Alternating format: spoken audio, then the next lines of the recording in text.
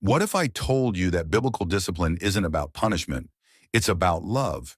Yet so many Christian parents struggle with setting boundaries without feeling guilty. Should we be strict? Should we be gentle? What does God say? Meet Sarah and James. Like many parents, they want to raise their son right, but discipline feels like a battle. Every time they try, Ethan pushes back. They wonder, are we doing this right? The good news? God has already given us the blueprint for discipline. Let's break it down. First, let's establish this. Discipline is not about control, but about training. Proverbs 22:6 tells us, "Train up a child in the way he should go, and when he is old, he will not depart from it." Proverbs 13:24 says, "Whoever spares the rod hates his son, but he who loves him is diligent to discipline him." Loving discipline means not ignoring wrong behavior, but correcting with wisdom.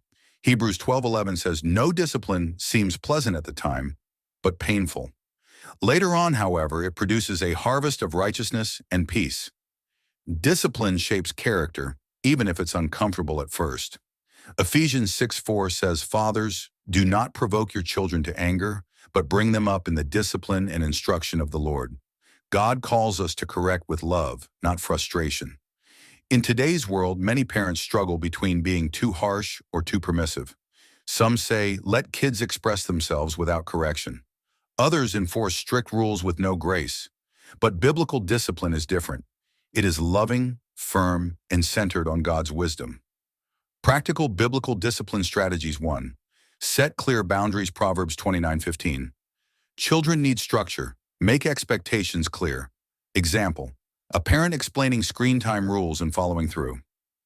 2. Discipline with love, not anger. James 1:19-20. Correction should come from love, not frustration. Example, a parent takes a deep breath before responding to misbehavior. 3. Teach, don't just punish. Deuteronomy 6:6-7.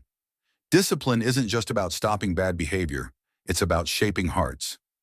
Example, a father sitting with his son, reading a Bible verse after misbehavior. 4. Be consistent. Colossians 3:21. Inconsistent discipline confuses children. Stick to your principles. Example, a mother following through on consequences instead of making empty threats. 5. Pray for your child's heart. Philippians 4:6-7. True change starts with God. Pray for wisdom in raising your children. Example, parents praying over their child at bedtime. Sarah and James realized that biblical discipline isn't about punishment,